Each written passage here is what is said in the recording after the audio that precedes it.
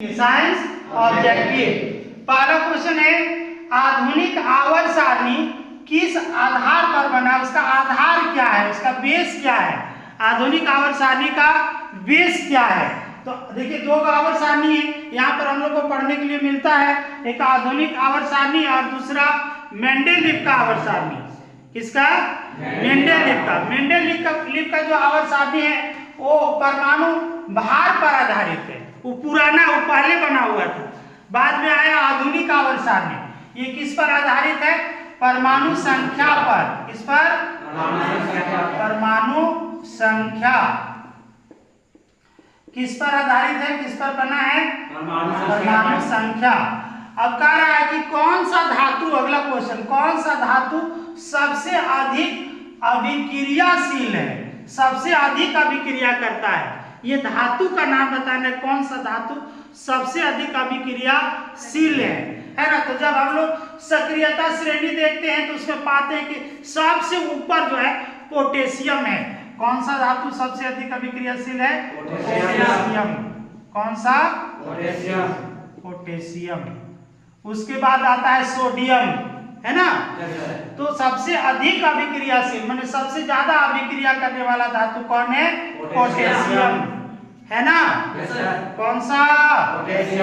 Potassium के उसका संकेत होता है ना। अगला क्वेश्चन है कौन सा अधातु कमरे के ताप पर द्रव अवस्था में पाया जाता है? अधातु, कौन सा अधातु कमरे के ताप पर द्रव अवस्था में पाया जाता है? इसका जवाब होगा ब्रोमीन। क्या? ब्रोमीन। यही चीज अगर धातु होता तो पारा होगा, धातु होता तो पारा। ठीक है ना। अब अगला क्वेश्चन है किस पदार्थ का उपयोग अग्निशामक बनाने में किया जाता है? कौन सा पदार्थ है जिसका उपयोग अग्निशामक बनाने, मतलब अग्निशामक मतलब का आग बुझाने में, अग्निशामक आग बुझाने में कौन सा पदार्थ का उपयोग किया जाता है? ये अम्ल, क्षार और लवण जो चैप्टर है ना, उससे ये क्वेश्चन है। अग्निशामक आग बुझाने के लिए कौन सा पदार्थ का उपयोग किया जाता है? इसका जवाब होगा सोडियम हाइड्रोजन कार्बोनेट। क्या? Sodium hydrogen carbonate. Sodium hydrogen carbonate. ये मतलब खाने वाला सोडा है ये, NaHCO3। ऐसा भी लिख सकते, सूत्र भी लिख सकते NaHCO3, खाने वाला सोडा भी लिख सकते हैं आप, समझ रहे हैं ना। Sodium hydrogen carbonate. कोई दिक्कत? आगे बढ़ते पृथ्वी के भूपर पट्टी में, पृथ्वी के भूपर पट्टी में देखिए पृथ्वी का 3 गो परत है। यहाँ पर देखेंगे आप, पृथ्वी का 3 गो परत है ना। पृथ्वी के कितने परत हैं? 3। समझ रहे ना। पृथ्वी के कितने परत? 3। ठीक है। सबसे ऊपर का जो परत है, समझिए, सबसे ऊपर का जो परत है, पृथ्वी के सबसे ऊपर का परत, ऊपरी भाग को भूपर पट्टी कहते हैं, समझिए। पृथ्वी के सबसे ऊपरी भाग को भूपर पट्टी कहते हैं। बीच वाला को मेंटल या प्रवार कहते हैं, बीच वाला को मेंटल या प्रवार कहते हैं। और सबसे नीचे जो है उसको क्रोड कहते हैं, सबसे नीचे जो है उसको क्रोड कहते हैं। तो सबसे ऊपरी भाग आपका भूपर पट्टी हुआ। वो क्वेश्चन कह रहा है कि पृथ्वी के भूपर पट्टी में प्राकृतिक रूप से पाए जाने वाले तत्व या यौगिक को क्या कहते हैं? तो पृथ्वी के भूपर पट्टी में पाए जाने वाले तत्व या यौगिक को खनिज कहते हैं। क्या कहते हैं? खनिज। खनिज। ठीक है। अब अगला क्वेश्चन देखेंगे प्रोपेनॉल में कौन सा अभिक्रियाशील समूह मौजूद है? प्रोपेनॉल में कौन सा अभिक्रियाशील मौजूद है? अभिक्रियाशील समूह, कौन सा अभिक्रियाशील समूह है? उसको कहेंगे एल्कोहल। क्या कहेंगे? एल्कोहल। क्या? एल्कोहल। हाँ, इसका सूत्र हो जाता है OH। क्या? OH भी लिखेंगे तो चलेगा, ठीक है ना। प्रोपेनॉल में नॉल देखिए यही है, नॉल ही एल्कोहल ना, समझ रहे ना। तो नॉल एल्कोहल OH, इसका सूत्र होता है सिंगल बॉन्ड OH देना है, एल्कोहल। अगला क्वेश्चन देखेंगे, प्रकाश संश्लेषण प्रक्रिया में कौन सी गैस उत्पन्न होती है? प्रकाश संश्लेषण जब होता है तो कौन सी गैस उत्पन्न होता है? प्रकाश संश्लेषण में ऑक्सीजन गैस, पेड़ पौधे ऑक्सीजन गैस छोड़ते हैं ना, तो पेड़ पौधे ही ना प्रकाश संश्लेषण करते हैं। तो प्रकाश संश्लेषण के फलस्वरूप कौन सा गैस उत्पन्न होता है? ऑक्सीजन, ऑक्सीजन O2 ना, कौन गैस? ऑक्सीजन, समझिए। और अगर यही चीज को उलट दिया होता कि कौन सी प्रकाश संश्लेषण प्रक्रिया में कौन सा मतलब कौन सी गैस उत्पन्न नहीं होती है, तो चूंकि उसमें क्या हो जाएगा? Carbon dioxide. कौन सी गैस उत्पन्न नहीं होती है तो क्या हो जाएगा? कार्बन डाइऑक्साइड, क्योंकि पेड़ पौधे तो कार्बन डाइऑक्साइड लेते हैं ना भाई, उत्पन्न थोड़ी ना करते हैं, ठीक है ना। तब आगे चलेंगे, फ्लोएम से खाद्य पदार्थों का परिवहन पौधे के किस दिशा में होता है? दिशा बताना है आपको, इसका डायरेक्शन बताना है। फ्लोएम से, देखिए पौधों में दो प्रकार के परिवहन ऊतक होते हैं, पौधों में दो प्रकार के परिवहन ऊतक होते हैं, जाइलम और फ्लोएम। जाइलम और फ्लोएम, जाइलम का काम है जमीन से जल और खनिज लवण लेकर ऊपर पत्तियों तक पहुंचाना।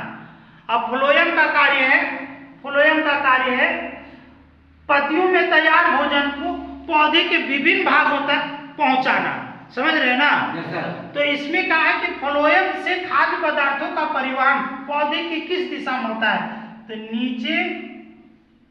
नीचे और, है ना, नीचे और किधर? ऊपर की दिशा में, नीचे और ऊपर की दिशा में, दोनों और, नीचे भी और ऊपर भी, समझ में आया? ऊपर भी और नीचे भी और ऊपर भी। अगला क्वेश्चन, वृक्क की रचनात्मक तथा क्रियात्मक इकाई को कहते हैं? वृक्क की रचनात्मक तथा क्रियात्मक इकाई को कहते हैं वृक्काणु। क्या? वृक्काणु क्या कहते हैं? वृक्काणु, या नेफ्रॉन भी बोलते हैं। क्या कहते हैं इसका? दूसरा नाम भी है नेफ्रॉन। दूसरा नाम क्या है? नेफ्रॉन। अगला क्वेश्चन है, फल, जो पेड़ पौधे में फल लगता है ना, फल को पकाने के लिए कौन सा हार्मोन उत्तरदायी है? ये पेड़ पौधे में ये हार्मोन पाया जाता है, तो कौन सा हार्मोन जो पेड़ पौधे में जो फल लगता है उसको पकाने के लिए उत्तरदायी है? इसको लिखेंगे एथिलीन। क्या? एथिलीन। कौन सा हार्मोन? एथिलीन। कोई दिक्कत? अब अगला क्वेश्चन है, एस्ट्रोजन भी हार्मोन होता है, लेकिन ये एस्ट्रोजन हार्मोन मनुष्य में पाया जाता है। मनुष्य बोले तो एस्ट्रोजन महिलाओं में पाया जाता है, पुरुष में नहीं पाया जाता है ना।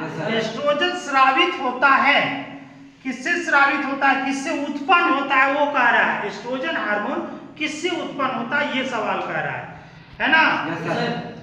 तो देखिए अंडाशय से, ये अंडाशय किससे? अंडाशय से। किससे? कहां से एस्ट्रोजन हार्मोन उत्पन्न होता है? अंडाशय से। अंडाशय से दो हार्मोन उत्पन्न होता है, एस्ट्रोजन और प्रोजेस्टेरोन। एस्ट्रोजन और प्रोजेस्टेरोन दो हार्मोन है। ये लैंगिक हार्मोन कहलाता है। ये महिलाओं में पाया जाने वाला लैंगिक हार्मोन है एस्ट्रोजन और प्रोजेस्टेरोन, समझ रहे ना। तो कहां से स्रावित होता है? तो अंडाशय से। यही चीज अगर पुरुषों के लिए रहता तो यहाँ रहता एस्ट्रोजन, एस्ट्रोजन की जगह में टेस्टोस्टेरोन। टेस्टोस्टेरोन स्रावित होता है, तो उसका जवाब होता है वृषण। वृषण से टेस्टोस्टेरोन हार्मोन जो पुरुषों में पाया जाता है वो उत्पन्न होता है। अगला क्वेश्चन है, नर युग्मक और मादा युग्मक के संलयन को क्या कहते हैं? नर युग्मक और मादा युग्मक के मिलने की प्रक्रिया, संलयन मतलब मिलना, नर युग्मक और मादा युग्मक के मिलने की प्रक्रिया को क्या कहते हैं? तो इसका जब मिलेगा नर युग्मक मादा युग्मक तो उस प्रक्रिया क्या कहते हैं? निषेचन। क्या कहते हैं? निषेचन। अब अगला क्वेश्चन की ओर देखेंगे। दिए गए चित्र में कौन सा जनन, दिए गए चित्र में कौन सा जनन हो रहा है ना? यहाँ जनन का प्रकार बताना है ना? तो पौधा है, ये पौधे में जो इस प्रकार का देखिए यहाँ पर से ये निकल रहा है अलग, इसको अगर आप काट करके दूसरे जगह लगा दीजिएगा तो दूसरा पौधा तैयार हो जाएगा। समझ रहे ना? और यहाँ पर देखिएगा स्पर्शक दिया हुआ है, मुकुल दिया हुआ है, तो मुकुल से याद रखिएगा मुकुलन। अलैंगिक जनन का एक प्रकार होता है, अलैंगिक जनन का 5 प्रकार है, उसमें से एक प्रकार होता है मुकुलन। क्या होता है? मुकुलन। मुकुल से याद रखिएगा मुकुलन, समझे? ऐसा पौधा दिया हुआ रहेगा तो आप अनुकूल लिखा हुआ रहेगा, आप क्या लिखिएगा? मुकुलन। क्या? मुकुलन।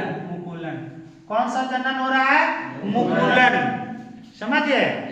अगला क्वेश्चन है पक्षी और चमगादड़, पक्षी और चमगादड़ के पंख हैं। तो देखो पक्षी का पंख का भी काम है उड़ने का। पंख क्या करता है? पक्षी को उड़ाने की सहायता करता है। बिना पंख का पक्षी उड़ पाएगी क्या? और चमगादड़, चमगादड़ का पंख भी उड़ने का काम करता है ना? तो दोनों का कार्य समान है, दोनों का कार्य समान है। विभिन्न जीवधारियों के वैसे अंग है ना, विभिन्न जीवधारियों के वैसे अंग जो उत्पत्ति के आधार पर भिन्न भिन्न हो, उत्पत्ति अलग अलग तरीके से हुआ है और कार्य के आधार पर समान रहेगा। ठीक है ना? दोनों का कार्य समान है उड़ने का, तो उसको कहेंगे असंजातन। क्या? असंजातन। और यही चीज अगर इसका अपोजिट होता है ना, इसका अपोजिट कार्य मतलब कि दोनों के जो विभिन्न जीवधारियों के ऐसे अंग जो उत्पत्ति के आधार पर समान रहेगा, उत्पत्ति के आधार पर समान लेकिन कार्य अलग अलग रहेगा, तो उसमें समजात लिखाएगा। समजात अंग, उत्पत्ति समान है लेकिन कार्य भिन्न भिन्न है। यहाँ कार्य भिन्न भिन्न, यहाँ पर क्या है? कार्य यहाँ पर समान है, उड़ने का काम। कार्य भिन्न भिन्न रहेगा तो समजात हो जाएगा ना। हाँ, आगे लिखेंगे मेंडल, ये वैज्ञानिक है, जीव वैज्ञानिक। मेंडल अपने प्रयोग के लिए किस पौधे को चुना? मेंडल को आनुवांशिकी का पिता कहा जाता है। Gregor John Mendel, Gregor John Mendel को आनुवांशिकी का पिता कहा जाता है और आनुवांशिकी का खोज करने वाला यही वैज्ञानिक था। तो ये जो है अब अपना प्रयोग करने के लिए किस पौधे को चुना था, ये सवाल है। तो होगा मटर। कौन पौधा? मटर। अगला क्वेश्चन है निम्न में कौन उत्पादक है?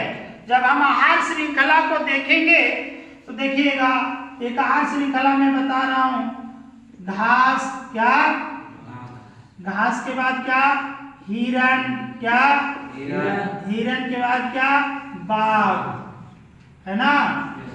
ये शुरू वाला उत्पादक कहलाता है। क्या कहलाता है?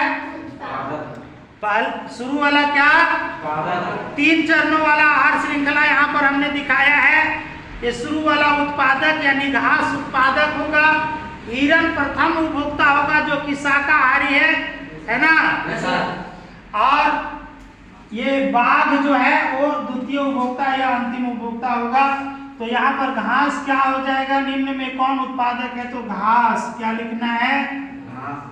अगला क्वेश्चन, किस आहार श्रृंखला में शाकाहारी का निर्माण होता है? तो ये द्वितीयक, पहला दूसरा द्वितीयक ले लेंगे। या शाकाहारी है ना, जैसे कि हिरण, घास के बाद हिरण, तो हिरण क्या हो?